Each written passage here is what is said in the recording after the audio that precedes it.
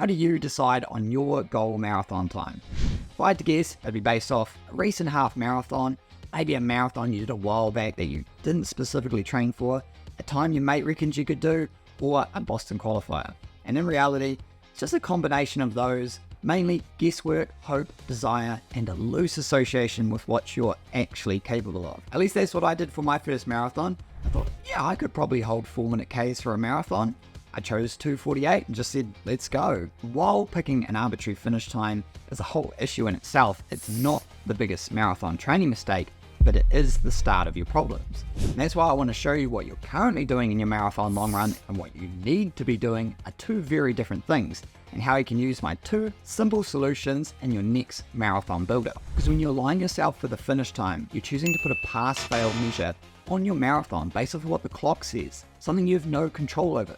Whereas when performance is your sole focus, you are in complete control of your marathon success, and that simple change in mindset can completely redefine how you train for a marathon. My methodology for training for a marathon, or any event, is to utilize science to leverage your physiology so that you're not continuously thrashing yourself every weekend and then getting to the start line hoping for a good time without actually knowing what you're capable of. When we look at the physiological demands of a marathon, there are 3 standout requirements. 1, aerobic capacity, which is essentially how fit you are. 2, anaerobic threshold, which is how fast you can run in a steady state before lactate begins to accumulate. And 3, muscular conditioning, which is how long or far you can run before your muscles begin to break down. So with those requirements in mind, I think we can all agree that the marathon long run is going to be the most crucial component of any marathon training plan. And what do I see runners targeting during their weekly long run? Not sure. It's literally what I think when I get a new client and I review their training. It's not zone 2 because it's a bit hard. It's not marathon pace because it's a bit slow. And it's really long and they started really early in their plan. And that is the biggest marathon training mistake, not having structure or specificity around the marathon long run. So let me show you the common long run mistakes you're probably making and how to fix them with science. So here are the common long run mistakes I typically see in a marathon build-up.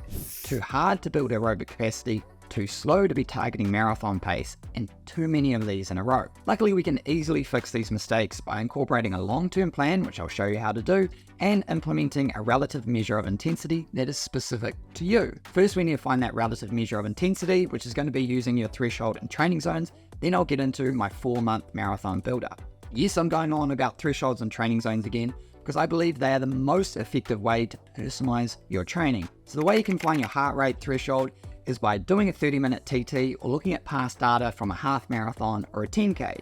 And you want to average the last 20 minutes of your heart rate, and you can use that number as your threshold. You can put that into my calculator to get your zones. For your pace or power thresholds, you can use the 30-minute TT or a 10K, but not a half marathon unless you're running under 120. And again, you just average the last 20 minutes and you put that into my calculator to get your training zones. Yes, there's going to be some inaccuracies in these measurements. There always is. But as I get into my downloadable how-to guide for training zones, this is going to be more accurate than just guessing. Now you'll notice I use 7 zones, and a lot of the systems that you're using, like Garmin and Strava, are going to be using 5 zones.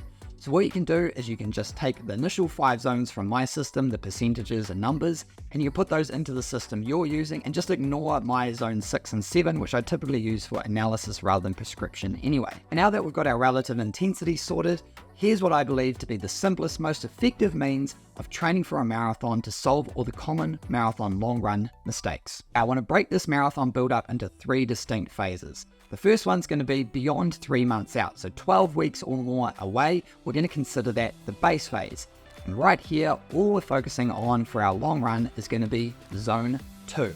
We've got our relative measure of intensity, so we know what zone 2 is, and we're just worried about running for time. So 2 to 2.5 hours is going to be more than enough to allow for quality running as well as adequate recovery. Then as we approach 12 weeks out from our race, we're ending the base phase and we're starting our build phase. And this build phase is when we're going to be able to decipher how fast we're going to be able to run for our marathon. So here we want to keep a similar duration that we were using at base phase, so around that 2.5 hours. And what we want to do is start to incorporate some zone 3. And we're going to do this in the back end of our long run. So we're going to do 2 hours in our zone 2 based off of heart rate, Then we're going to use pace or power to do 30 minutes in zone 3, which is typically going to be your target marathon zone. And we want to do this 2 weeks in a row, have a down week, and then we're going to do it again in the 4th week. So that'll lead us from 12 weeks to 8 weeks out. The feedback you get from these runs, especially that 3rd one, is going to indicate what your benchmark should be for your future sessions. If you're struggling to maintain a steady, even pace for that final 30 minutes in zone 3, you need to adjust your goal marathon pace or power output down, because your physiology is telling you that you are not capable of doing this output for multiple hours in a row. And that's the mindset shift we need to make, where we can adjust to our physiology, not our finish time. We're now 8 weeks out from the race, and we've got our benchmark pace power outputs that we're going to use for the next 5-week block, which is going to be absolutely crucial for optimizing your marathon performance. This 5 weeks is going to be done in a cyclic fashion, where we're doing 2 weeks on, 1 week off, 2 weeks on, finishing 3 weeks out, which will lead into our taper with a 20-mile progressive, around 32k progressive run that's going to give us the best stimulus and insight for our marathon. The first marathon specific long run we'll do in this block is going to be 4 or 5 times 5k. You'll do 4 times if you're doing over 3.5 hours and 5 times if you're doing under 3.5 hours. Then we'll progress in the 2nd week of the block to 3 times 8k. We're looking around 3 to 5 minutes recovery between each of these intervals. Then we have a down week where our weekend long run is probably 60 to 90 minutes with a lot of threshold specific intensity in there. Then for the final couple of long runs, we're going to do a 10k, 5 minutes recovery, and a 15k. Then we get into that 20-mile progressive run, around 32k's. So we do a couple miles easy as a warm-up, then we start out just below goal marathon pace and hope to finish above goal marathon pace. Now, obviously not all of these long runs are going to go well.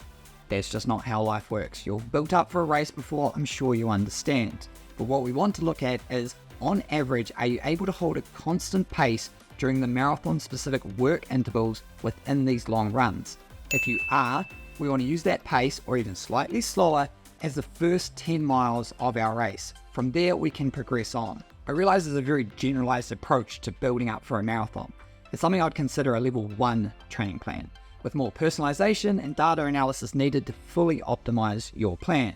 If you stick around on this channel and you watch videos like this one on how to use your GPS data to predict your goal marathon time, or you sign up to one of my A to Z training plan systems, then I'm sure you'll be an expert in no time. Alright, thanks for tuning in. I'll see you on the next one.